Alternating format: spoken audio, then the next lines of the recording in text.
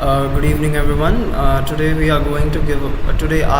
Piyush Ranjan, and my fellow teammate Nayan Kachwe are going to give a presentation on abstraction, which is a Java programming concept, object-oriented programming. Nayan will continue the presentation from the start. Here you go. Good evening. Now I am talking about abstraction in object-oriented programming in Java. So what is meant by abstraction? Let us see. So abstraction means showing only the important details and hiding unnecessary complexity. Then in programming, abstraction help us. How to abstraction help us in programming language? So basically focus on what an object does. So ignore how it actually works internally. So then next, what is a real life example, because we know how to object oriented program work in real life. So first of all, this is an image of a car steering. So when you drive a car, you press the accelerator. You don't need to know how to the engine work.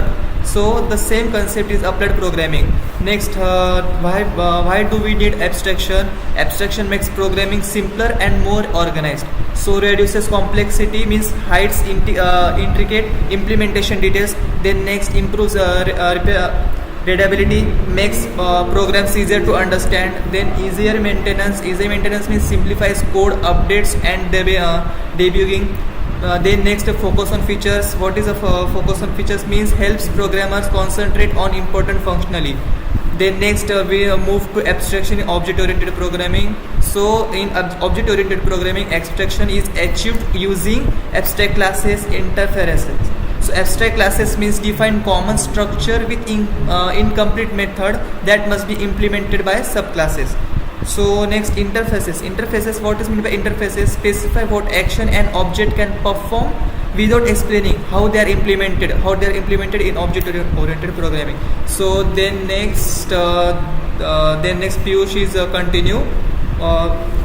Next slide.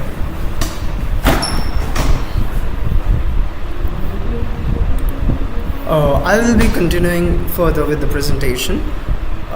First, talking about how abstract class actually mean in programming. I'll show you an example.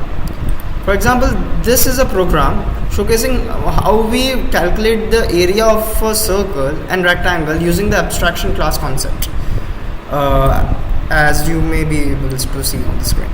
Now, first step is we declare a class which is using abstract keyword to declare it as an abstract class. Now this we declare a method which is known as abstract void area. We do not define it because we don't need to define the abstract method, as subclasses will define it. What exactly is abstract method? Abstract method is like a template which acts as a fundamental unit for the other classes, because the other classes inherited and use abstraction there. For example, I'll show you. In this program, we created abstract void area method. We did not define it. Now, because we need to calculate the area of a rectangle, we'll create a rectangle class which inherits the abstract class. As you can see, class rectangle extends shape. Now we'll define the abstract class here. What we'll do, for example, we'll suggest int L is equal to 30, int B is equal to 10, which L and B represent the length and breadth. Then we'll use that abstract methods template, which is void area, and we'll define exactly what it does in this particular class, which is the rectangle class. Now what it does, like we declare int area is L into B, then we print it out. Same goes for the circle. We declare R, which is the radius of the circle, has a particular number, and we use the same abstract class as the template, and we define it right here. Then we use the main class to finally execute these things. We use public static void main, which is the most basic thing in every Java program. Then we create an object for both the classes, which is the rectangle class and the circle class. Then we call the area method which is x1 dot area through the to calculate the area of rectangle, and we do the same for the circle. Through this code, I'll show you the output of this code. Just a second.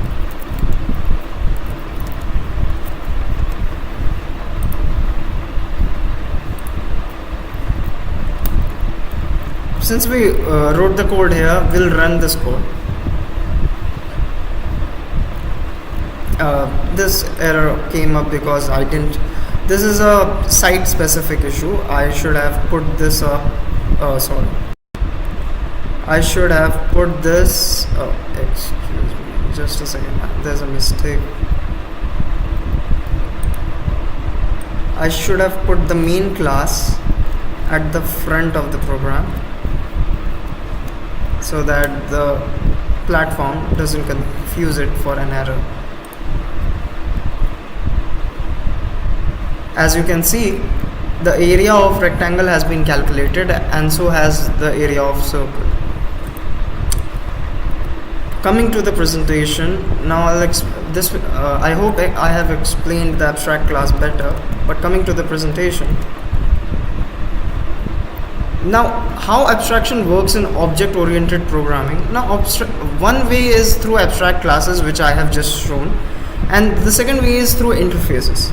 Now, what abstraction actually does is it shows you what actions an object can perform without explaining exactly how actions are performed.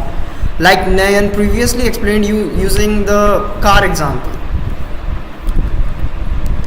There's another example where we declare an abstract method called draw, and I'll show you this in the next slide.